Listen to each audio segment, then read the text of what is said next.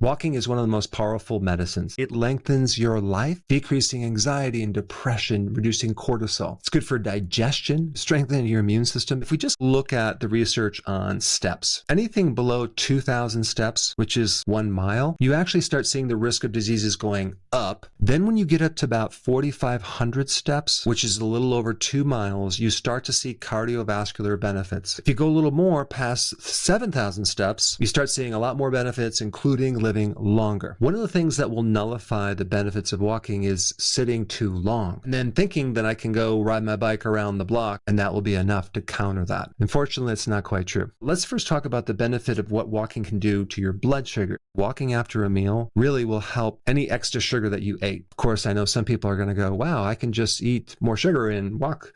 Well, I'm not trying to put out that message. Another thing in the morning, when you wake up with high blood glucose, especially if they're a pre-diabetic or a diabetic, walking can handle that too, because you can go for a walk in the morning and burn off that excess glucose, which would be a very, very good thing because we don't want the glucose converting into fat. Walking activates your muscles, significantly improves depression because it's a low stress activity where you get a lot of oxygen. If we compare walking to drugs, let's take high blood pressure medication.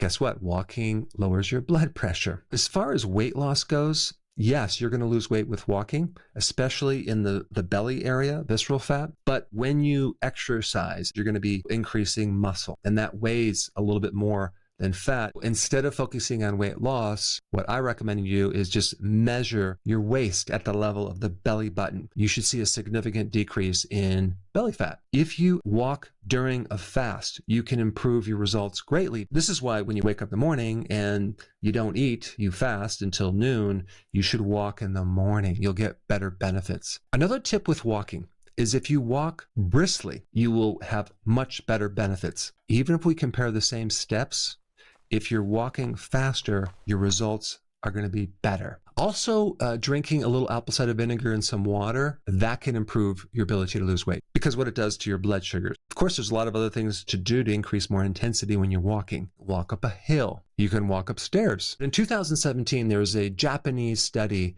which actually has amazing benefits. It can actually produce 3 times the results of lowering blood pressure, 10 times the results with leg strength. All you do is for 3 minutes, you're walking fast, and then for 3 minutes, you're walking normal. And you simply go back and forth 5 times. That specific type of walking for 30 minutes gives you more benefits than an hour and a half to 2 hours of just regular walking. Another tip that I recommend is to walk backwards. It strengthens your knees and ankles and hips, and apparently it improves more cognitive function when you do that. It also helps your balance. Of course, do this in a safe place. I wouldn't necessarily do this walking down the street in a city. Another thing that I recommend is nasal breathing when you're walking as much as possible because you can increase more CO2, which then makes your oxygen more efficient in your blood. Another really important purpose of walking, to counter the stress of life. When I go for a walk, I do not bring my cell phone.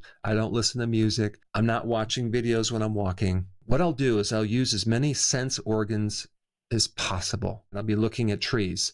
I'll be looking at different colors. I'll look at how bright it is or how cloudy it is. I'll look at the details of things on the ground. I try to really focus in on listening to all these different sounds as long as I can. Then I'll shift to smelling different things. These are all things that help you get into the present. Sometimes it might take up to 30 minutes to an hour before I can achieve that. There's a couple other tips I want to tell you about walking. You can also do a form of hypoxia training, mimicking how athletes train at high altitudes. Now, since we're on the topic of athletes, I met this 70-year-old man who went from literally almost dying of a heart attack to being like a world champion sprinter. Let's just see what he says about sprinting as an exercise that is awesome for your body. I had flat feet my whole life. You got some data that sprinting really helps to, strengthen the arch and also allows for that spring. I'm doing sprinting up hills right now, and it's amazing how my feet are responding, and they're like putting back in that elastic band, bypassing the actual loss of the arch. I'll tell you, hills, I do 100-meter hills once a week. After I've done all my warm up, that's like the beginning of a workout. I'll do 100 meters uphill. I walk it back at a slow pace. I run another one immediately. I do that 6 times. Wow. By the 6th time, you feel like you're like about to be crushed. Then I have an 8-minute break, and then I start doing whatever the coach told me I had to do that day. But yeah, hills have been fantastic. And you know, running, most of us walk somewhat flat foot, but when you run short distance in a track, you're running on your toes, especially when you put your spikes on. It's completely different physiological function. The biomechanics are completely different. But now back to hypoxia training. How do we do that naturally? All you have to do is periodically sync your breath with inhalation for 3 steps and exhalation for 4 steps. This is not an exact hypoxia method. It's a form of it.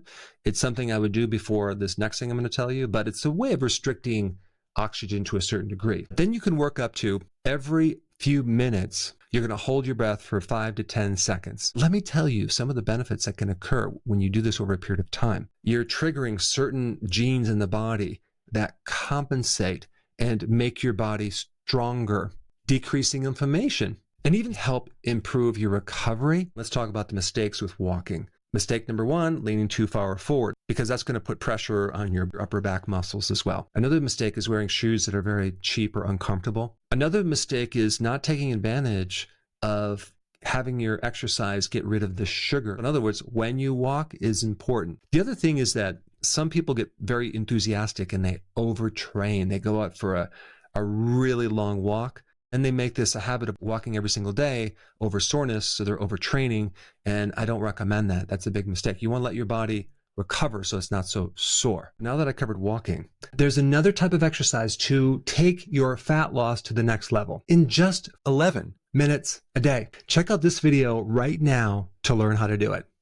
This one, right there, click it.